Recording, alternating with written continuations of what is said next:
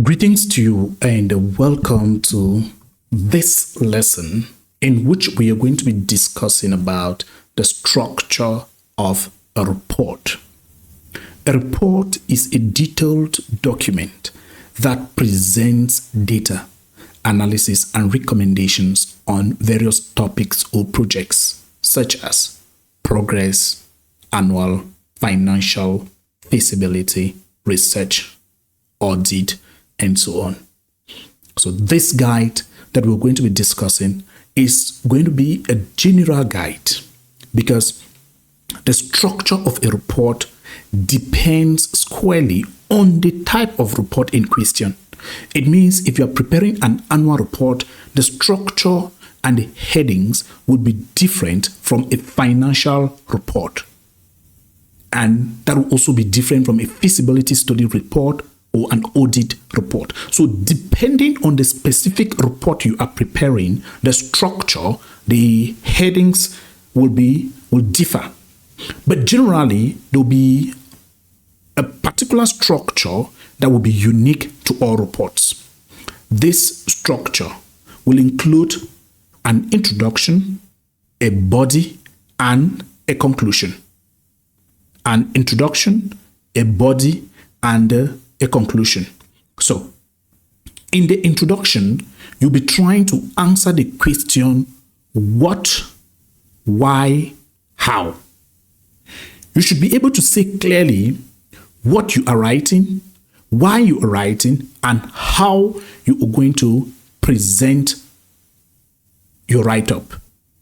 In the body, you now present your write-up. You now present your write-up. That is now the body, the core of your report, where everything comes in, the main body. And then in the conclusion, you'll be summarizing your write-up and introducing a call to action. Because all of what you have written is beautiful, is good. And so what? If it does not provoke, if your report cannot provoke a call to action, then it is lacking. You must be able to say clearly what should therefore be done with that beautiful report. Hang on while I take you through a draft of a report and I'll discuss the various components with you. The first component of your report should be a title page or the title.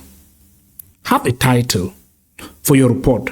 You can be a title page, a page on its own, or if it is a short report, it can just be at the top of your report. It introduces the report and provides the subject of the report. That is what the title page does. So let us look at what I have drafted here as a title page. I have Annual Performance Report for 2020.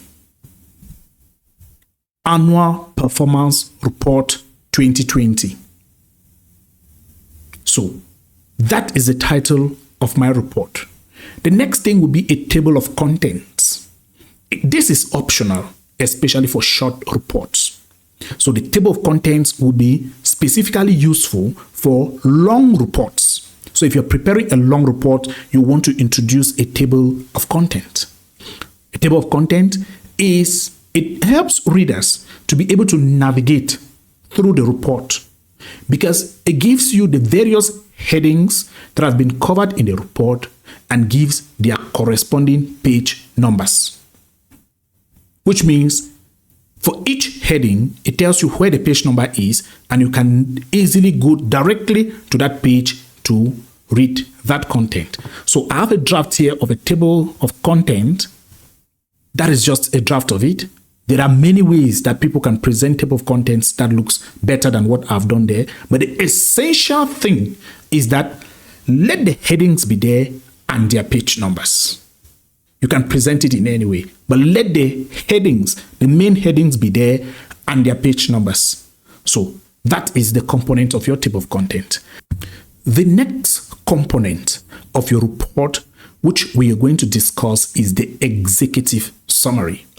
The executive summary or abstract is specifically for long reports, for reports that are long. So you now prepare this summary to enable people who are very busy, who will not have time to read the whole document, to read just that summary and have an idea of everything that is presented in the report. Let us see an executive summary, an example of an executive summary here.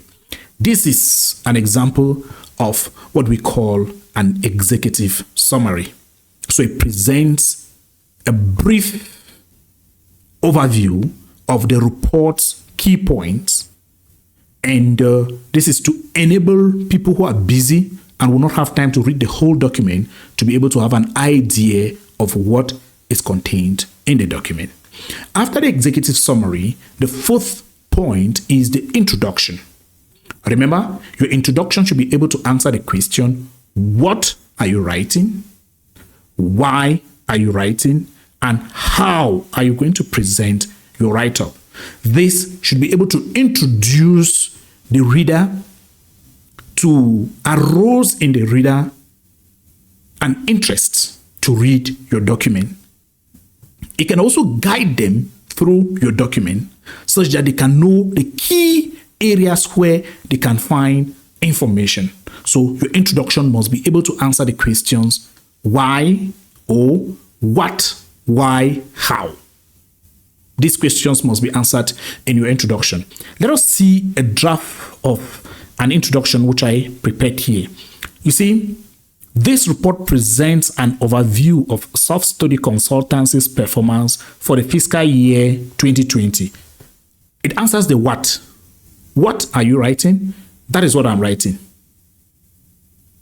That is what I'm writing. That's the answer to that question. What?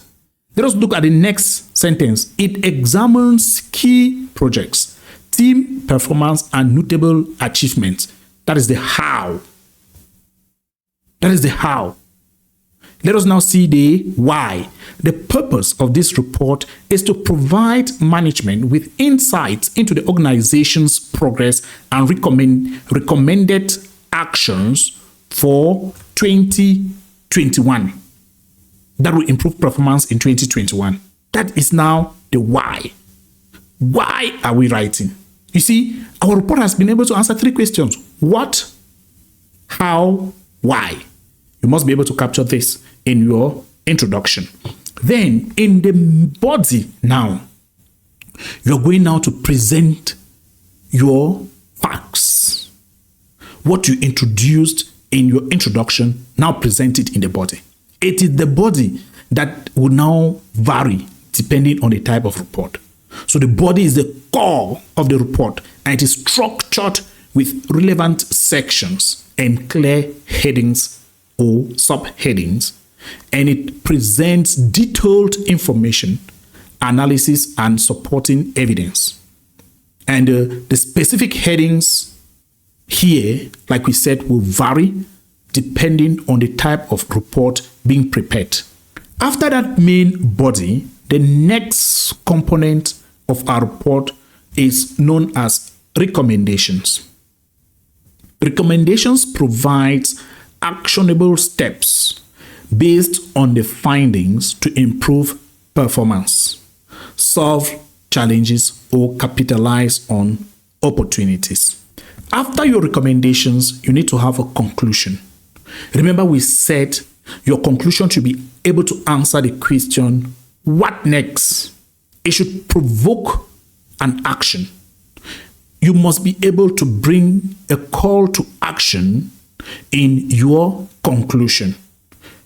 All of what you have written is good, is beautiful. What next? What should be done with it? What should be done about it?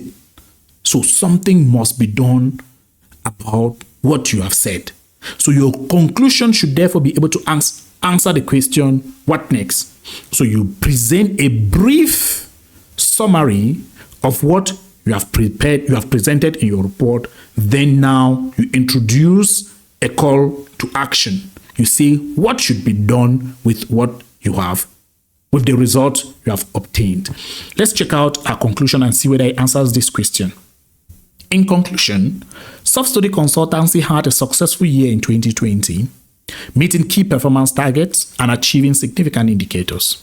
To build on this momentum, the organization should continue focusing on team collaboration and invest in technological improvements to remain competitive in 2021. Can you see a call to action there? Yes, there is a call to action. This is our call to action. To build on this momentum, we should continue focusing on team collaboration, number 1.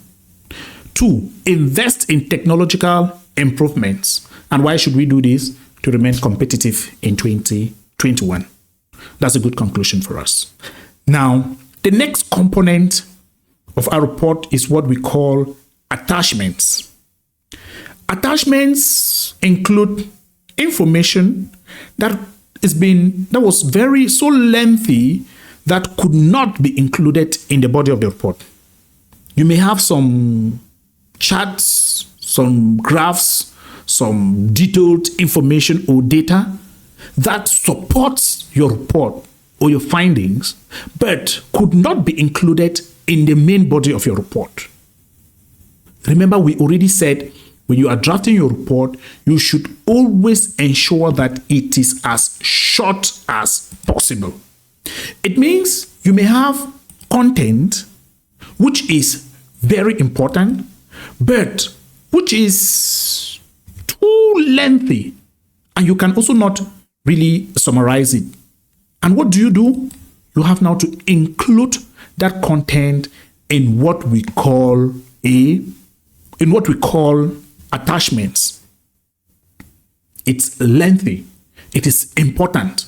You can really not summarize it. You must include all. So you put it as an attachment.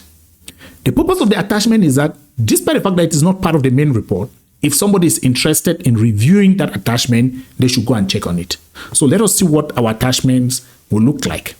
We'll have attachments. You can call it Appendix A, or I call it Attachment A, Employee Performance Statistics. B, Customer Satisfaction Survey Results. C, Project Timeline Overview. So we are going, therefore, to include this data as an attachment to our report to support our report results and recommendations. Finally, the last thing will be your references. References has to do with sources or materials that you cited or consulted during the preparation of your report. You must also ensure that you follow a consistent citation style. This has to do with, we said, material that you consulted or you cited. Remember, you must not cite a material to add it to your reference. Just consulting a material. Maybe you just read the material and it enabled you to be able to produce your report. It will be good to cite the material as your reference. And finally, always include the signature, name, and title of the writer together with the date at the bottom left-hand corner of your report. And these should be separated by lines. Let us look at what our references will look like. So I have one reference there, Jones P. 2023, Project Management in the 21st Century, Oxford Publishing. That's just an example of what our reference will look like. So Jones P. 2023, Project Management in the 21st Century, Oxford Publishing. All right. Thank you very much for being a part of this lesson in which we have discussed the essential components of a report. Take note that the structure may vary depending on the type and purpose of your report, and the choice of sections, especially in your body, is influenced by your audience, the objective of your report, and the information you want to convey. And a well-structured report will always have a clear introduction, the main body, and a conclusion. We already said your introduction should be able to answer the question, what are you writing? Why are you writing? And how are you going to present your write-up? Remember that before you start drafting your reports, clearly identify the objectives of the report. Find out, is it to give out information? Is it informative? Is it to analyze? Is it to present recommendations or provide updates? When you understand this, it will help you to organize the content appropriately. Secondly, always use clear and descriptive headings. So you have to break down your report into sections using clear, specific headings. This allows the reader to navigate the content easily and locate key information quickly. The third, always be concise and focused. Keep your writing clear and to the point. Avoid unnecessary jargon or lengthy explanations. Focus on the essential details that align with the report's objectives. Administrative documents that are lengthy, that are too long, are simply skimmed and filed. Nobody reads it. Nobody will take actions based on lengthy and unnecessary explanations. So be concise, go straight to the point, and say what you're saying in the shortest way possible.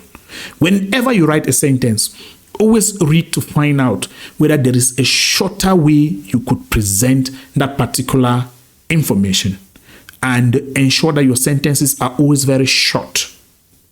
Also incorporate data and evidence to support your findings or your recommendations. So when you have relevant data, facts, or examples, it will support your recommendations and findings. Finally, review and tailor your report.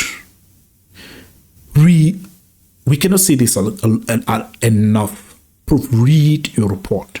Make sure your report is written in the most appropriate way possible to ensure that it meets the needs of the intended audience and complies with specific guidelines. Thank you very much, and I wish you the best in your drafting process. Remember, there is never going to be a day you draft a perfect administrative document. You always make errors, but we strive for perfection. But we are aware perfection does not exist. Thank you.